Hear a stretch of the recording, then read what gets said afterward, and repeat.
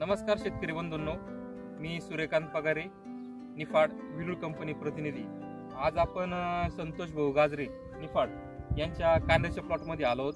तर कांदा या पिकाचं नियोजन करीत असताना 3-4 गोष्टीचं व्यवस्थित जर नियोजन जर केलं तर आपण उत्तम प्रकारे कांद्याचं हे पीक घेऊ शकतो। महत्वाची पहिली गोष्ट येते ती पांढरी मूळ। हे बघा, ही कांद्याचं पीक जे आहे तर त्याची पांढरी मूळ ही चांगली वाढलेली पाहिजे, चांगली सशक्त पाहिजे।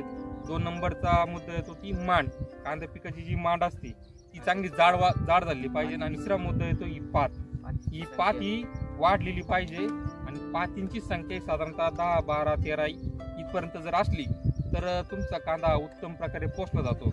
तर ह्या पाती ज्या असतात या जेवढ्या 10 ते 12 पाती तुम्ही या बघतो आपण या कांद्याला, तर एक पात म्हणजे तुमची कांद्याचा लेअर असतो।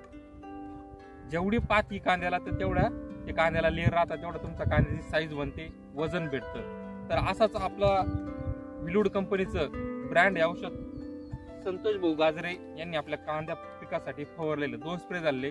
आपण त्यांच्याकडनं जाणून घेऊया का ब्रँडचे त्यांना कशी रिझल्ट आले। नमस्कार। तुमचं नाव सांगा। संतोष गोपाळ गाजरे, राहणार निफाड।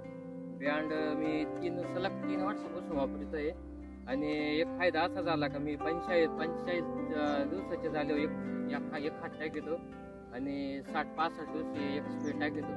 आणि कांद्याची पात आणि मान ही खूप चांगली आहे आणि कांद्याची पात सुद्धा 2.5 फुटाची पात होईल आणि पातीची संख्या सुद्धा 12 ते 10च्या आसपास पातीची संख्या आहे आणि औषध खूप चांगलं आहे।